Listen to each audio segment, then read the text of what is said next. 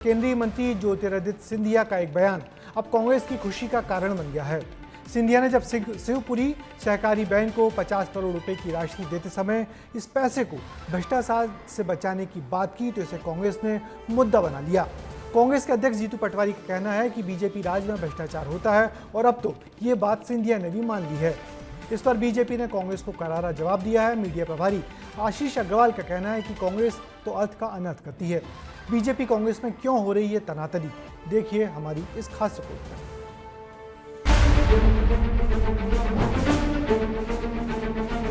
जो 50 करोड़ रुपए मैंने दिया है उसका भी मूल्यांकन होना चाहिए और राशि देने के समय में, तो वो भी बलि भ्रष्टाचार की बलि चढ़ जाएगी।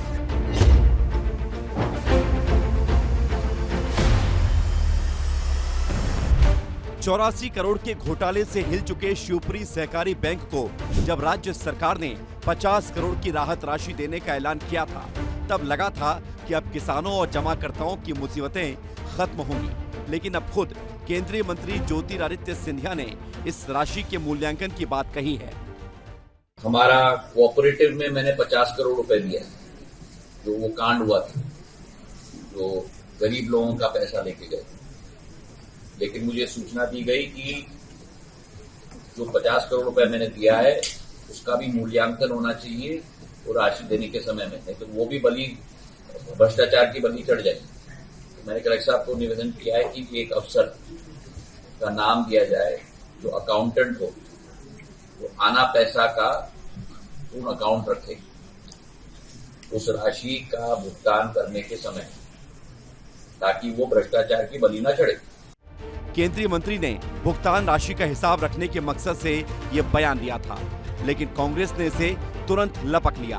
कांग्रेस नेता जीतू पटवारी ने सिंधिया के वीडियो को शेयर करते हुए ट्वीट किया, लगता है सिंधिया जी के उसूलों पर आंच आ गई है, तभी अपनी ही सरकार को भ्रष्टाचार का प्रमाण पत्र दे रहे हैं।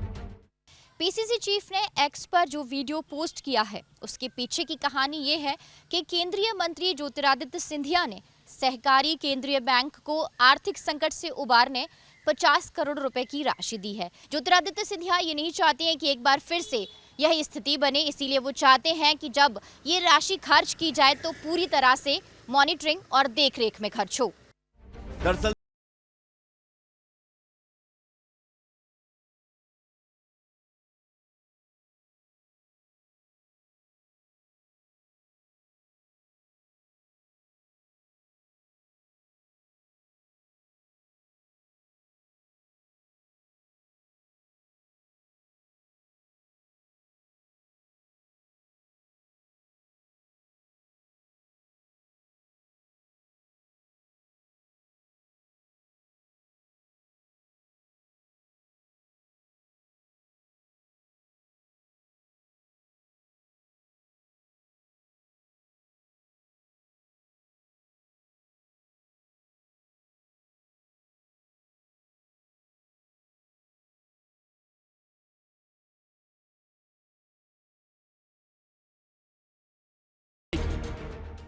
वो उनका काम है, उन्होंने उनका काम किया और माननीय सिंधिया जी ने उनका काम किया, बहुत अच्छा किया।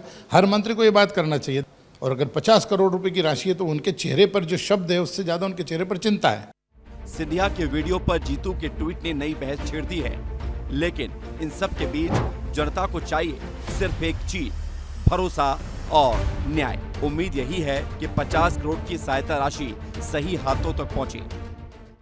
अब इस मामले को लेकर विपक्ष भले ही खूब राजनीति कर रहा है, लेकिन जिस तरीके से केंद्रीय मंत्री और भारतीय जनता पार्टी के तमाम मंत्री खुले मंच से बेबाकी से भ्रष्टाचार को लेकर बोलते हुए नजर आ रहे हैं, उससे एक बात तो साफ है कि भ्रष्टाचारियों पर न सिर्फ नकेल कसी जाएगी बल्कि भ्रष्टाचारियों पर कड़ी से कड़ी कार्रवाई भी की जाएगी। तो मध्य प्रदेश में मुद्दों की तलाश में भटक रही कांग्रेस को शिवपुरी सहकारी बैंक से हुए घोटाले को फिर से हवा देने का एक मौका मिल गया है।